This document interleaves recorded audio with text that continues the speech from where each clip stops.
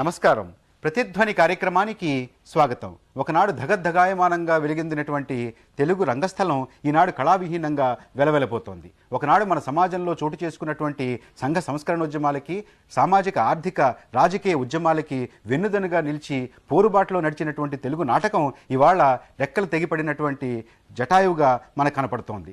ఎందుచేత ఈ దుస్థితి దాపరించింది? దీనికి రచయితల యొక్క, ప్రయోక్తల యొక్క, నటుల యొక్క, ప్రేక్షకుల యొక్క బాధ్యత ఎంత? దీని నుంచి మనం బయటపడాలంటే, తెలుగు నాటక రంగాన్ని మళ్లీ పూర్వవైభవాన్ని తీసుకురావాలంటే ఏ చర్యలు తీసుకోవాలి? ఈ నెల 27వ తారీఖున ప్రపంచ రంగస్థల దినోత్సవాన్ని జరుపుకుంటున్నాం. ఈ నేపథ్యంలో ప్రత్యేకమైనటువంటి చర్చను చేపట్టాం.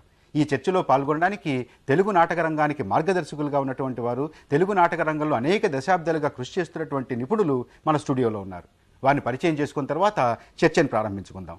ప్రొఫెసర్ మొదలి నాగభూషణ్ శర్మ, నమస్కారం. నటులు, రచయిత, నాటకరంగ ప్రయోక్త, ప్రపంచ దేశాల్లోని నాటకరంగ పోకడలను సునిశ్చితంగా పరిశీలిస్తున్నటువంటి అధ్యాపకులు. శ్రీ బుర్రా సుబ్రహ్మణ్య శాస్త్రి, నమస్తే. ఆంధ్ర రాష్ట్రంలో పౌరాణిక పాత్రలకు పెట్టింది పేరైనటువంటి వీరు స్త్రీ పాత్రల ద్వారా స్త్రీలను సైతం అబ్బురుపరిచినటువంటి నటనా చాతుర్యం వీరి సొంతం. శ్రీ పాటిబండ్ల ఆనందరావు, 4 గంటల సుదీర్ఘ నాటకం పడమటి గాలి ద్వారా తెలుగునాట ఒక ప్రభంజనాన్ని సృష్టిస్తున్నటువంటి రచయిత, దర్శకులు. శ్రీ నాయుడు గోపి, దశాబ్దాలుగా తెలుగు నాటక రంగంలో కొత్త పోకడలను సృష్టిస్తున్న దర్శకులు, నటులు. శర్మగారు, మీతో ప్రారంభిద్దాం. ఈ ప్రపంచ రంగస్థల దినోత్సవం యొక్క ప్రాముఖ్యత ఏమిటి? ఇంటర్నేషనల్ థియేటర్ ఆర్గనైజేషన్ అని యునెస్కో సంస్థకి అనుబంధంగా 1948లో ప్రారంభమైంది. 1962లో ఇంటర్నేషనల్ థియేటర్ ఇన్స్టిట్యూట్ అని దానికి అనుబంధంగా ఇంకో సంస్థ ప్రారంభింపబడి ప్రపంచవ్యాప్తంగా ఉన్న నాటక రచయితలు, దర్శకులు, నటులు అందరూ చేరి పరస్పరం ఇచ్చిపుచ్చుకోవడానికి వీలైన ఒక ఐక్య వేదిక కావడం అవసరం మనకి. అందువల్ల ప్రతి సంవత్సరము ఒక రోజుని మనం గుర్తింపుగా 1962లో దీన్ని మొట్టమొదట ఎవ్రీ ఇయర్ ప్రతి సంవత్సరము మార్చి 27 ప్రపంచ రంగస్థల దినోత్సవంగా గుర్తించారు. సుబ్రహ్మణ్య శాస్త్రి గారు, తెలుగు నాటకం యొక్క స్థితిగతి ఎలా? ఇప్పుడున్నటువంటి పరిస్థితి మనం ఆలోచిస్తే చాలా వరకు అటు విలువలను కోల్పోయినాయేమో అనే ఒక భయం ఉంది. మళ్ళీ వస్తే బాగుండును అనే ఆశ ఉంది. ఆనందరావు గారు, ఏమిటి వాడి పరిస్థితి? తెలుగు నాటకం విలువల్ని కోల్పోవడం అనేది నేను అంగీకరించటం లేదండి. ఇప్పటికీ కూడా ఒక ఉన్నతమైనటువంటి దశ రాలేదు. పద్యనాటకం ప్రారంభమైన దశలో ఒక 25 సంవత్సరాలు, 30 సంవత్సరాలు అది చాలా ఉచ్చ దశలో ఉంది అనే చెప్పచ్చు. పద్యనాటకంగా ఉండి భావ ప్రధానమైన పద్యనాటకంగా ఉన్నప్పుడు చాలా ఉచ్చ దశలో ఉంది. అది ఎప్పుడైతే సంగీత ప్రధానం అయిందో అది కాస్త చాలా క్షీణిస్తూ వచ్చింది. పద్యనాటకం ద్వారా తెలుగు నాటకానికి వైభవం లేదని అనటం లేదు. అయితే రాను రాను పద్యనాటకం కూడా ప్రేక్షకులను తరివేసింది. ఒకప్పుడు పద్యనాటకమే నాటకంగా ఉంది తెలుగులో, కన్యాశుల్కం వరకు, ఈ మధ్య వరకు కూడా. అయితే ఆ పద్యనాటకం వైభవం తగ్గిందా, ఎక్కువయిందా, అసలు ఒకప్పటి వైభవం నిజమా కాదా అనేది మనం కొంచెం సున్నితంగా ఆలోచిస్తే, పద్యనాటకం వరకు కళాకారుడు బలపడ్డాడు, కళాకారుడు ఎక్స్పోజ్ అయ్యాడు. ఇప్పుడు ఉదాహరణకు చెప్పాలంటే బుర్రా గారు ఉన్నారు, లేకపోతే పిస్పాటి నరసింహమూర్తి గారు ఉన్నారు, ఇంకొక అబ్బూరి వారు గారు ఉన్నారు, ఇంకొక బండారు రామారావు ఉన్నారు. వీళ్ళను చూసి ప్రేక్షకుడు టికెట్ కొన్నాడు కానీ నాటకం కోసం యథాతథంగా కొనలేదు. కనుక ఏంటంటే నాటకంలో కళాకారుడు ఎక్స్పోజ్ అయ్యి నాటకం యథాతథంగా ఉండడం జరిగిపోయింది. నాటక ప్రమాణాలు మాత్రం పెరగలేదు గతంలో కూడా. గోపి గారు, వ్యక్తి యొక్క ప్రభావం నాటకం మీద పడేటప్పటికీ ఎవరికి వాళ్ళు ఆ వ్యక్తులు, పేస్పాటి నరసింహమూర్తి గారు, బుర్రా సుబ్రహ్మణ్యం గారు, వాళ్ళ ఆ మనుషుల్ని పెట్టుకొని ఆ చిన్న చిన్న సన్నివేశాలుగా లేకపోతే అలాగా దాన్ని చిన్న చిన్న చిలవలుగా తీసుకురావటం వల్ల గతంలో ఉన్నటువంటి ఆ పౌరాణికం యొక్క ఇది తగ్గిపోయిందండి. సుబ్రహ్మణ్య శాస్త్రి గారు, అసలు ఈ తెలుగు రంగస్థలం క్షీణించడానికి పద్య నాటకం ఒక ప్రధానమైనటువంటి కారణం అనేటువంటి ఆరోపణ ఉంది. వన్స్ మోర్లు, ఇక ఎడతెరిపి లేనటువంటి రాగాలు, పెద్ద ఎత్తున ఇవి ప్రేక్షకుల్ని రంగస్థలం దగ్గర నుంచి, ప్రదర్శనాలయాల నుంచి తరివేసాయి అనేటువంటి మాట నిజమేనండి. నాటకం అనేటప్పటికి ప్రేక్షకుడికి ఏదో ఒకటి కావాలి. పౌరాణికమైనటువంటి పురాగాథలు ఉన్నాయా, సంప్రదాయ గాథలు, వాటిలో సబ్టెక్స్ట్ ఉందండి. అది తెలుసుకోగలగాలి అంటే సంస్కృత భాషలో కించిత్తైనా పరిచయం కలిగి ఉండాలి, లేదా దర్శకత్వం వహించేటువంటి దర్శకుడు ఉన్నాడే అతడు పండితుడయ్యేనా ఉండాలి. ఈ రెండూ లేకుండా పోయేటప్పటికీ మరి తాను నాటకం ఆడి తన బ్రతుకును సాగించుకోవాలి. ఇది ముఖ్యంగా ఇంత క్రితం అన్నారే సుబ్రహ్మణ్య శాస్త్రి, పిసపాటి నరసింహమూర్తి గారు, వాళ్ళని చూస్తున్నారు కానీ నాటకం చూడలేదు. వాళ్ళని ఎందుకు చూస్తున్నారు? నాటకంలో వాళ్ళు బ్రతిగారు కనుక వాళ్ళని చూస్తున్నారు. నాటకంలో బ్రతకటానికి కావలసిన ప్రయత్నం ఏదో వాళ్ళు చేశారు. కాబట్టి దీనిని దృష్టించగలిగిన ఒక దర్శకుడు లేనప్పుడు తాను బ్రతకటం కోసం మరో మార్గం ఏదన్నా ఆలోచించుకోవాలి. అందుకని పద్యము అనేటువంటి షోకేస్ ఒకటి పెట్టాడు. దాని మీద తాను బ్రతకటానికి వీలవుతున్నది. అందులో అతను మాత్రం ఏం చేయగలుగుతాడు? శర్మ గారు, దర్శకత్వ లోపం వల్ల పద్య నాటకం క్షీణించిందండి. ఒక డైరెక్షన్ లేదు దానికి. మొట్టమొదటి రోజుల్లో చాలా గొప్ప వాళ్ళు దర్శకత్వం వహించారు, కానీ రాను రాను నటుడే దర్శకుడు లేదా హార్మోనిస్టు దర్శకుడు హార్మోనిస్టు దర్శకుడు. అందుకని అది క్షీణదశకి రావడానికి, ఎందుకంటే భావం తెలియదు, రాగం ఒకటే.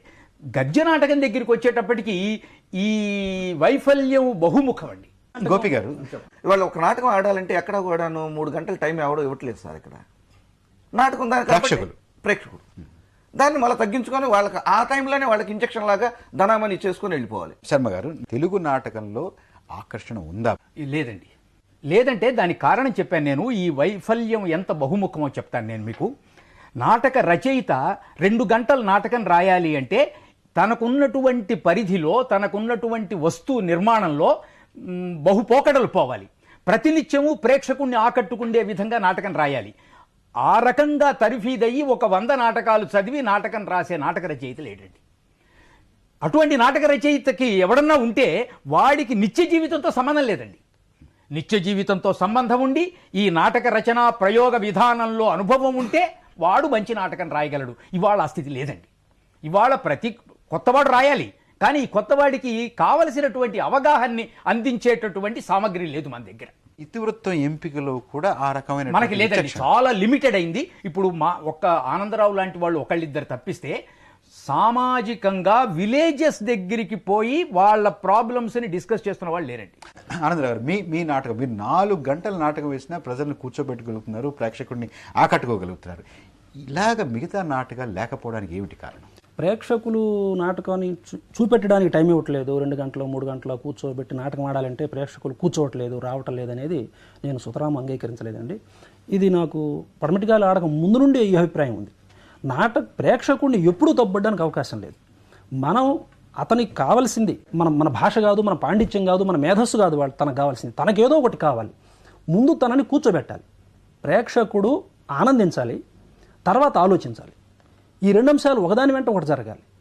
మనం అది కాకుండా మన మేధస్సుతో ఏదో ఒక రచయితలం, మాకు చాలా గొప్ప మేధస్సు ఉంది, చాలా ఒక టాలెంట్ ఉంది, ఉపన్యాసాలు ఉన్నాయి, నేను అసలు ఎంత ఫీడ్స్ చేయగలను డైలాగులతోనూ, లేకపోతే డైరెక్షన్తో నేను ఫీడ్స్ చేయగలనని నా మేధస్సుని, నా ఇంటలెక్చువల్ ప్రెషర్ని ప్రేక్షకుడి పైన రుద్దడానికి ప్రయత్నం చేసినంత కాలం ప్రేక్షకుడిని కూర్చోబెట్టలేదు. రంగస్థలానికి ప్రేక్షకుడికి మధ్య గోడ ఖచ్చితంగా గోడ ఉంటుందండి. ఆ అవనిక మధ్య ఉన్నటువంటి ఒక సున్నితమైనటువంటి తెర ఉందండి ప్రేక్షకుడికి, నాటకానికి. అది తొలగకుండా ప్రేక్షకుడికి దగ్గరకు మనం నాటకాన్ని పెరిగిపోతుంది, అది పెరుగుతుంది. అట్లా తీసుకెళ్ళగలిగితేనట్లయితే ప్రేక్షకుడు ఖచ్చితంగా కూర్చుంటాడండి. దానికి ఉదాహరణ మాకు 4 గంటలు కాదు, 5 గంటలు కూర్చుంటున్నాడు. నాటకం అయిపోయిన తర్వాత ఇంకొక అరగంట సేపు, గంట సేపు అలాగే ఒక ట్రాన్స్లోకి వెళ్ళి ప్రేక్షకుడు అలాగే కూర్చొని ఆ అనుభూతిని ఇంకాసేపు అనుభవించి మరి లేచి పెడుతున్నాడు. దీనికి కారణం ఏంటంటే ఒక్కటే కారణం అండి, వచ్చినటువంటి ప్రేక్షకుడికి ఒక ఐడెంటిటీ ఉండాలి రంగస్థలం పైన. ఒక పాత్రలోనూ, భాషలోనూ, సన్నివేశంలోనూ, సంఘటనలోనూ, జీవితంలోనూ, ఓహో ఇది నేను, లేకపోతే మావాడు, మా అబ్బాయి, నా భార్య, నా జీవితం, నాకు సంబంధించిన జీవితం దీనిలో ఉంది అనేటువంటి ఐడెంటిటీని ప్రేక్షకుడికి మనం కలిగించకపోతే ఇన్వాల్వ్మెంట్ ఉండదండి. గోపి గారు, ఇప్పుడున్నటువంటి సాంకేతిక పరంగా ధ్వని కానీ, కాంతి కానీ, రంగస్థల నిర్మాణం కానీ, వేసేటటువంటి సెట్టింగులు కానీ, వీటిలో కొత్త కొత్త పోకడలు తెలుగు నాటక రంగం, తెలుగు రంగస్థలం ఇముడ్చుకోలేకపోతుందా? ఇముడ్చుకోలేకపోతుందంటే మనకి రంగస్థలాలు లేవు సార్.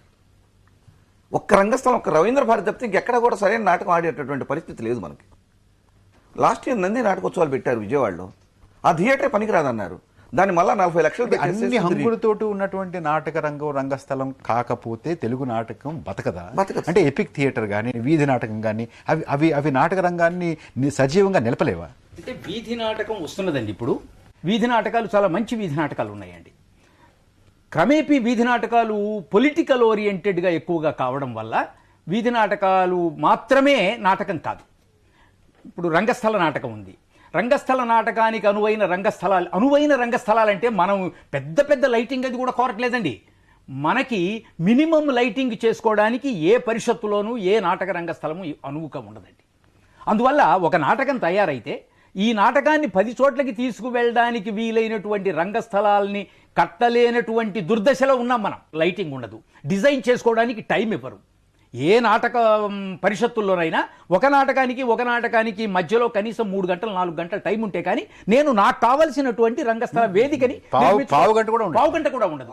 ఇటువంటి స్థితిలో నాటకం వేయమంటే నాటకం ఎవ్వడు వాడు బ్రహ్మదేవుడు వచ్చి భరతముని వచ్చి నాటకం వేసినా సరే ఈ రకంగానే ఉంటుంది, ఇంకో రకంగా ఉండడానికి వీల్లేదు. అంటే మనం కావలసినటువంటి ప్రాథమికమైన ఇన్ఫ్రాస్ట్రక్చర్ ఇవ్వకుండా, నాటకం సజావుగా ప్రదర్శించడానికి కావలసిన అనువైన వాతావరణాన్ని ఇవ్వకుండా ఇవాళ నాటకం ఆడమంటున్నాం.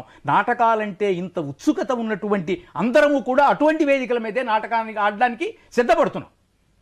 అందువల్ల రచయిత, నటుడు, దర్శకుడు, సామాజికుడు వీళ్ళ నలుగురి ప్రమేయం కూడా దీంట్లో ఉంది. ఇంతకంటే ఎక్కువ ప్రమేయం ప్రభుత్వాన్ని ఉందండి. గోపి గారు, ఇప్పుడు దాదాపుగా 6 నంది నాటకోత్సవాలు జరుపుకున్నాం. దాదాపుగా ఒక 4.5 కోట్ల రూపాయలు దాని మీద ఖర్చు పెట్టి, ఏమిటి దాని ప్రభావం? ఇంకో పరిషత్ లాగా అది తయారైపోయి గవర్నమెంట్ పరిషత్ లాగా తయారైపోయింది. దానికి కొంచెం అట్రాక్ట్ అయిపోయి ఇప్పుడు ఏదైనా ఇప్పుడు వాళ్ళు మాత్రం ఏ అవకాశం ఇస్తున్నారు, మాకు ఏ స్టేజ్ ఇస్తున్నారు? అది అక్కడ కుషించుకుపోయిన ఆ ప్లేస్లోనే మేము నాటకాలు ఆడాల్సి వచ్చింది. అదే రకంగా ఉన్నాయి. అదే రకంగా ఉంది. ఆనందరావు గారు, నంది నాటక ఉత్సవాలు ప్రారంభమైన తర్వాత మనం క్షీణించింది అనుకుంటున్నటువంటి పద్య నాటకానికి గొప్ప మేలు జరిగింది. చాలా అద్భుతంగా ఈవేళ మనం ఆనందపడేలాగా మళ్ళీ కొత్త ఊపిరి పద్య నాటకానికి వచ్చింది. ఇది కేవలం ప్రభుత్వం ద్వారా నంది ఉత్సవాలు సాధించినటువంటిది గొప్ప విశేషం. అయితే సాంఘిక నాటకాన్ని మాత్రం ఒక్కడుగు కూడా ముందుకు కదిలించలేకపోయింది. దీనికి కారణాలు ఏమిటనేది ఆలోచించుకోకపోతే మళ్ళీ మన నాటకం ముందుకు నడవాలి. ఏమిటి కారణం? ఖచ్చితంగా పరిషత్తు పోటీ అనేటువంటి వ్యవస్థ తెలుగు నాటకానికి ఏమి అపకారం జరిగిస్తున్నదో ఆ అపకారాన్ని నంది నాటకం ఇంకొంచెం రెట్టింపుగా జరిగిస్తున్నది. సాంఘిక నాటకం పరిషత్తు ద్వారా ఎలా నష్టపోతున్నదో అనే విషయాన్ని మనం అంగీకరించలేకపోతే అది నందిలో కూడా ఎలా నష్టపోతున్నదనే విషయాన్ని మళ్ళీ మనం ఇప్పుడు అంగీకరించలేము. సుబ్రహ్మణ్య శాస్త్రి గారు, అలవాటయ్యే లక్షణం ఒకటి మనకుంది. ఆ లక్షణం మీదే నంది నాటకాలు కూడా పద్య నాటకాలు బాగున్నాయని అనుకుంటున్నామండి, కానీ బాగుంటాల నా ఉద్దేశంలో. కారణం ఏమిటంటే పద్యం లేకుండా చేస్తే బాగున్నట్టు. ఏ నటుడిలోనూ సాత్విక అభినయం లేదు, సరిగదా? టెక్నికల్గా డెవలప్ అవుతున్నామని నటుడిని చంపేసేటంత టెక్నిక్ రంగస్థలం మీద వస్తుంది. అది డెవలప్మెంట్ కింద ఫీల్ అవుతున్నాం. మనం నష్టపోయింది చాలా ఉంది. ఎందుకనంటే నాటకంలో నృత్యం ఉంది, సంగీతం ఉంది, చిత్రలేఖనం ఉంది, శిల్పం ఉంది, కవిత్వం ఉంది, అన్నీ పోయినాయి.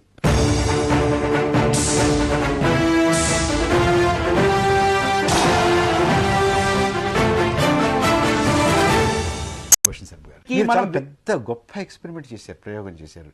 నిత్య నాటకం రసరంజన్ తరఫున ఏమైంది? నిత్య నాటకం సఫలం కాలేదని చెబుతా, విఫలమైందని. ఎందుకంటే మనకి కావలసినటువంటి నాటకాలు లేవండి.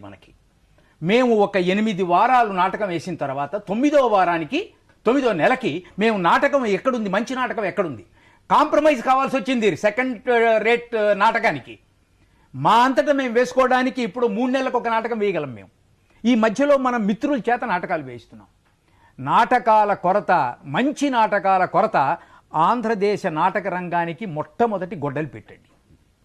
రెండవది, నటీనటులు ఎక్కువ కాలాన్ని దీని మీద వినియోగించడానికి వీలు లేకుండా చేస్తున్నాం. వాళ్ళకి మిగతా అట్రాక్షన్స్ ఉన్నాయని నన్ను, మిగిలిన చోట డబ్బు ఉంది. నాటక రంగం తన కాళ్ళ మీద తాను నిలబడి నటుడికి కనీసం 3,000 4,000 కనుక నెలకు ఇవ్వగలిగితే నాటక రంగం నిలవకేం చేస్తుందండి? దీనికి రిపర్టరీ ఒక మధ్య మార్గం అనుకుంటే, రిపర్టరీని మించి మంచి నటుల్ని నాటక రంగంలో అట్టే పెట్టడానికి ఇంకొక మార్గం లేదండి. చదువుకున్న ఎక్కడైతే నాటకం వృత్తిపరంగా అభివృద్ధి చెందిందో అక్కడ నాటకం బతికుందండి. ఆనందరావు గారు, మనం ప్రొఫెషనల్ థియేటర్ చూసాం గతంలో, సురభి సంస్థ లాంటి ప్రొఫెషనల్ థియేటర్ చూసాం. కమర్షియల్ నాటకం ఇంకొక మెట్టు, రెండో మెట్లో నుంచి వచ్చాం. రక్త కన్నీరు లాంటివి, టికెట్ పెట్టే నాటకాలు, మన బుర్రా సుబ్రహ్మణ్య శాస్త్రి గారు ఆడిన నాటకాలు లాంటివన్నీ కమర్షియల్ నాటకాలు, దానిలో నుంచి వచ్చాం. మూడవది అమెచ్యూర్ డ్రామా. ఈ అమెచ్యూర్ డ్రామా ఈ పరిషత్తుల దగ్గర ఆగిపోయింది. అది పెద్ద అక్కడి నుంచి ఒక అడుగు ముందుకు పడను అంటుంది ఒక 50-60 సంవత్సరాలుగా, అక్కడ ఆగిపోయింది నాటకం. అయితే నేనేమంటున్నానంటే ప్రొఫెషనల్ డ్రామాలో మనకేమి నేర్పారు, ప్రొఫెషనల్ డ్రామా నుంచి మనకేం కావాలో తీసుకోవాలి. వాళ్ళు నేను తీసుకున్నాను, సురభి వాళ్ళని నా నాటకంలో నలుగురిని పోషిస్తూ సురభి సాంకేతిక విలువలు నేను తీసుకున్నాను నాటకంలోకి. వాళ్ళు కమర్షియల్ డ్రామాలో నుంచి మనం ఏమి నేర్చుకున్నాం, టికెట్ పెట్టి ఆడుతున్నాను నేను నాటకం. అంటే సినిమాని అనుకరించేటటువంటి మూసలోకి వెళితేనే గారి నాటకం బతకదా? ఖచ్చితంగా కాదండి, సినిమా అనుకరించాల్సిన అవసరం లేదండి. నాటక విలువలు, నాటక ప్రమాణాలు నాటకానికి ఉన్నాయి.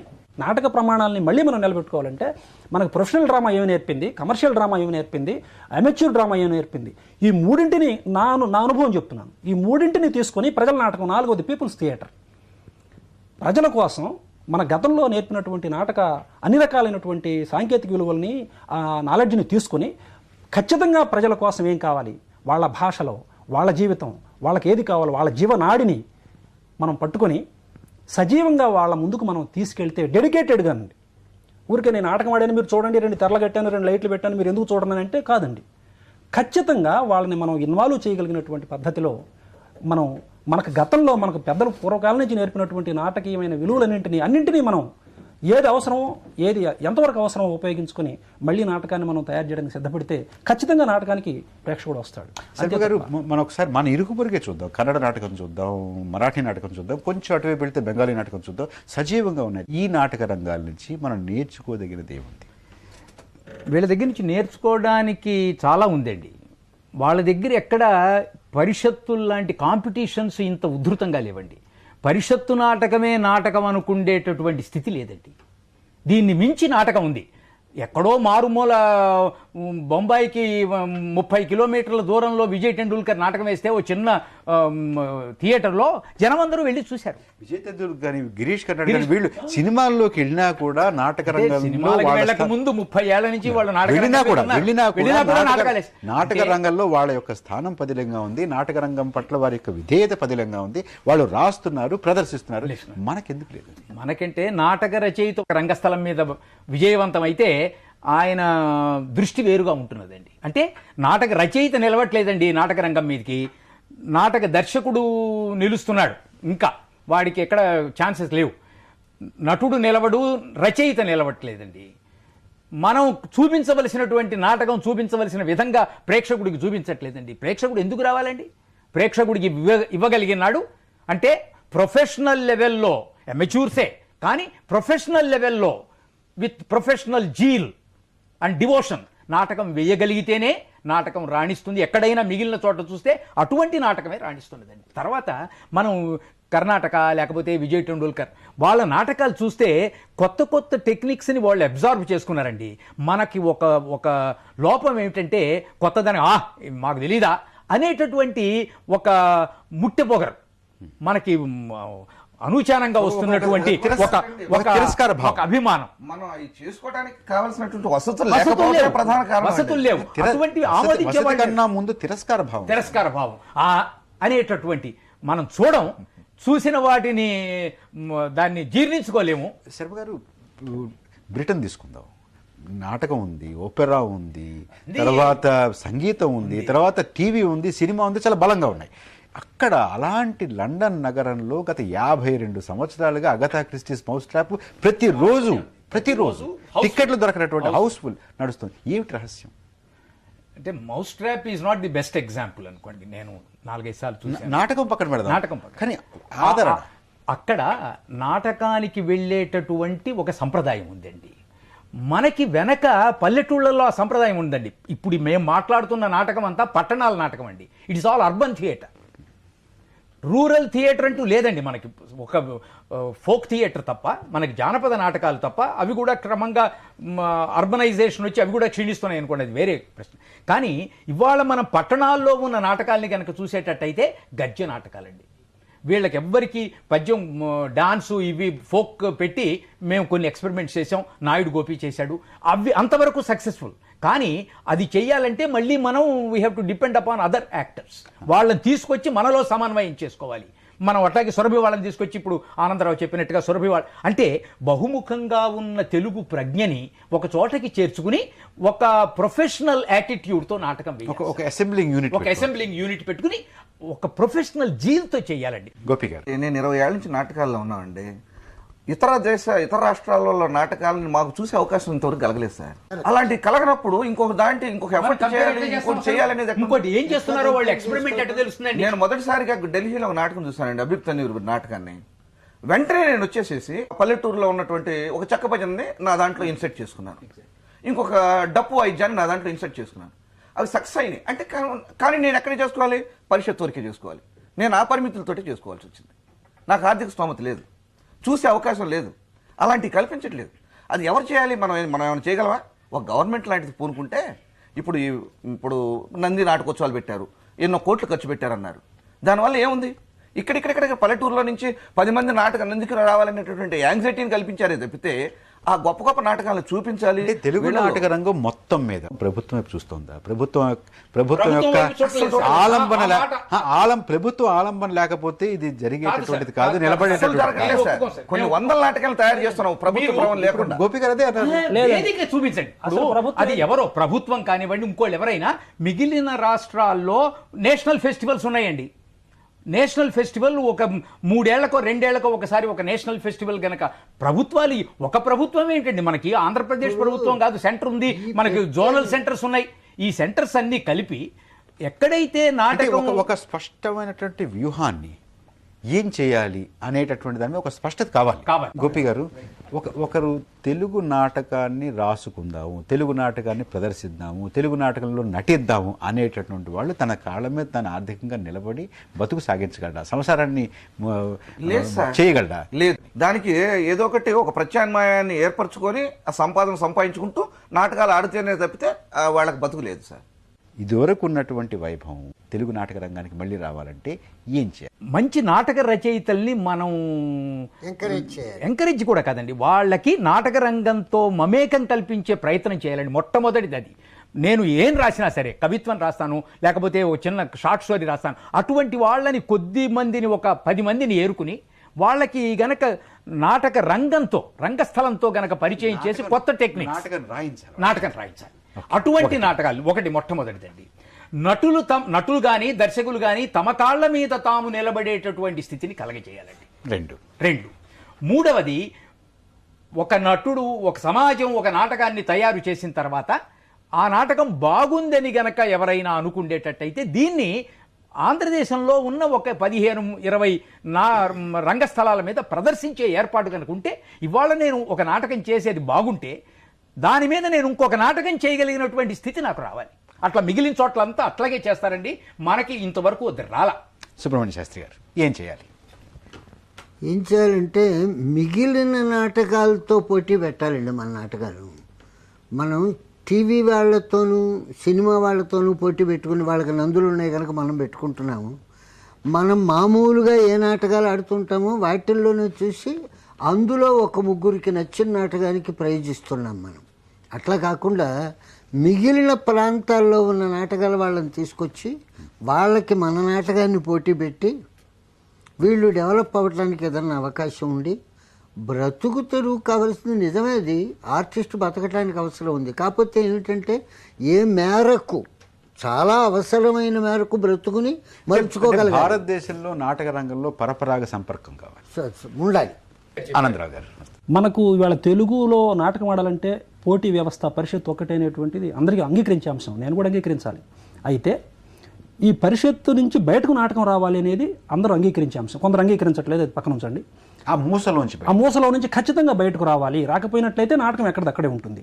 అయితే ఇక్కడేంటంటే ఒక అంశం, పరిషత్తు నాటకానికి తల్లి లాంటిది. వేళ నాటకం బిడ్డ అనుకుందాం.